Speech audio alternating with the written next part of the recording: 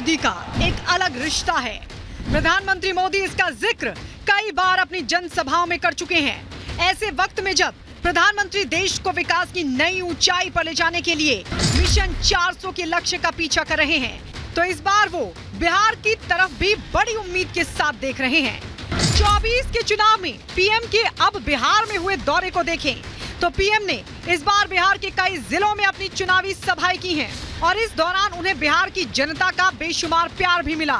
PM की जनसभाओं में उमड़ती भीड़ को देखकर पीएम मोदी खुद भी ये उम्मीद जता चुके हैं कि इस बार का चुनाव बिहार के लिए भी ऐतिहासिक होने जा रहा है।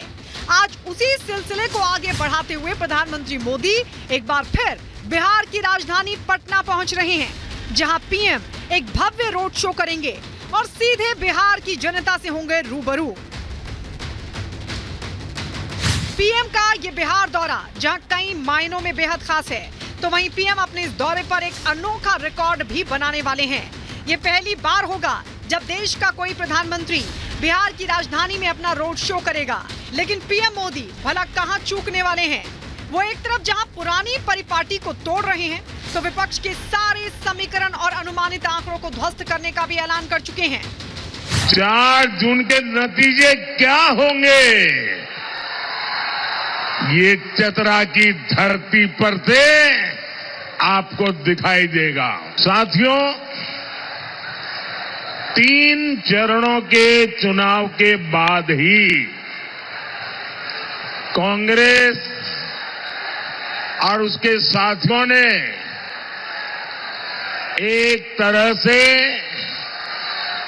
अपनी हार स्वीकार कर ली है और ये शहजादे को, उनकी पार्टी को, उनकी उम्र से भी कम सीटें मिलने वाली हैं। वैसे तो 24 के चुनाव में बीजेपी की जीत का नया रिकॉर्ड बनाने के लिए बीजेपी के तमाम दिग्गज नेताओं ने जमीन पर अपना पूरा जोर लगा रखा है।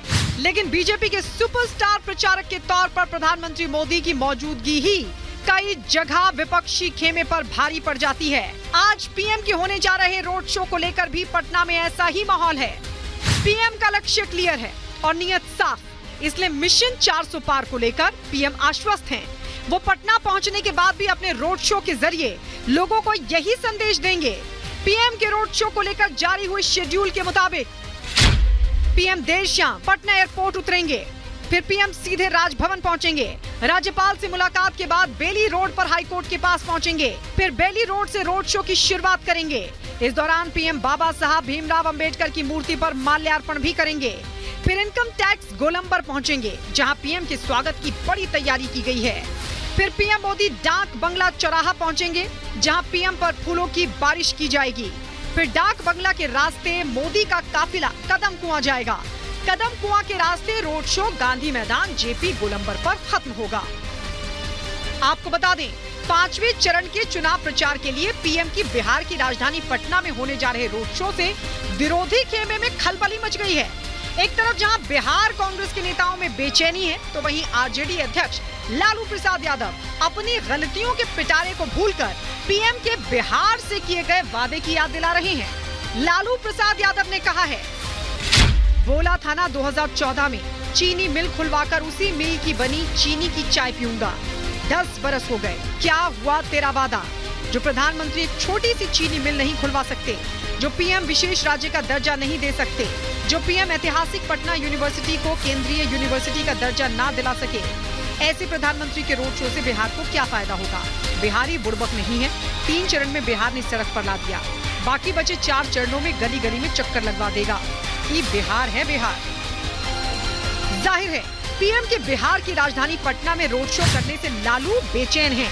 इसलिए उनकी बेचैनी खुलकर सामने आ रही है, क्योंकि बिहार में आरजेडी और कांग्रेस दोनों को ही पता है कि एक तरफ जहां ज्यादातर राजनीतिक दल समाज को बांटने की सियासत कर रहे हैं, तो पीएम विकास के आधार पर बीजेपी के लिए वोट मांग रहे हैं।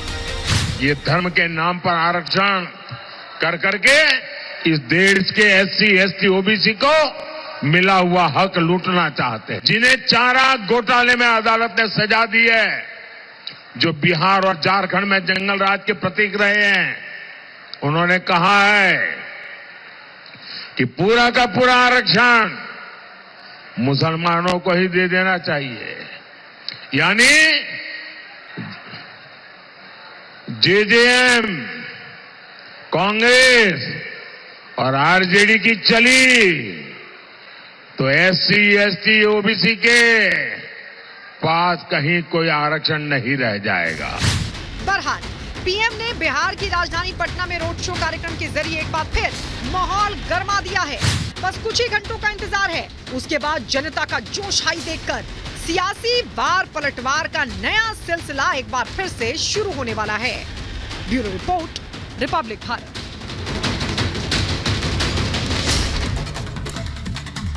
वहीं दिल्ली के सीएम अरविंद केजरीवाल बेल पर जेल से बाहर आने के बाद जनता के बीच जा रहे हैं और वादा ये कर रहे हैं कि 10 गारंटियों के साथ जो है लोगों को तमाम सुविधाएं जो है वो दी जाएंगी। लेकिन उनकी ये गारंटियां आखिर किस तरीके से चल पाएंगी या फिर बाकी बचे चरणों में एक बार फिर से मोदी मैजिक ही चलेगा, इस रिपोर्ट में आपको दिखाते हैं।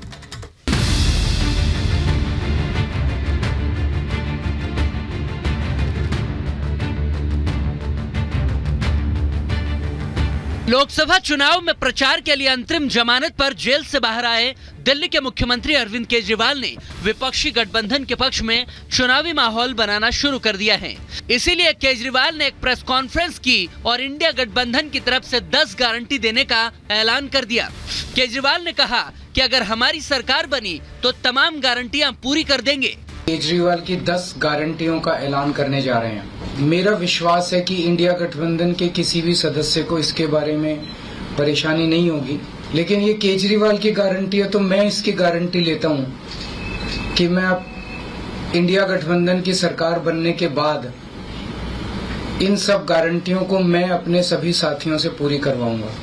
दिल्ली में 300 यूनिट मुफ्त बिजली और आम आदमी क्लिनिक में दी जा रही मुफ्त चिकित्सा को आधार बनाकर किए गए इस चुनावी वादों के जरिए जहां केजरीवाल इंडी गठबंधन के पक्ष में माहौल बनाते दिखे, तो वहीं केजरीवाल के निशाने पर सीधे पीएम मोदी रहे।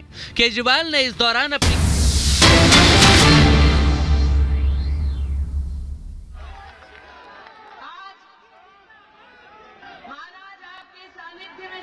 मैं कहती हूँ, लेकिन जो प्रश्न उठाती हूँ उसका जवाब देने की अब तक कांग्रेस के नेताओं में हिम्मत नहीं। इन 5 सालों में 2 साल कोरोना के रहे और 2 सालों में यहाँ पर न ऑक्सीजन की किसी को कमी हुई, न दवा की किसी को कमी हुई। हर अस्पताल में हर डॉक्टर, हर नर्स ने सेवा दी। प्रशासन एक मुश्त खड़ा रहा ताकि जनता को कोई कठिनाई न हो। 2 वर्ष कोरोना के जब सर पर मौत मंडरा रही थी, तब भारतीय जनता पार्टी का एक एक कार्यकर्ता गांव-गांव सैनिटाइजर, मास्क बांटता रहा। केंद्र और प्रदेश की सरकार लोगों तक मुफ्त का राशन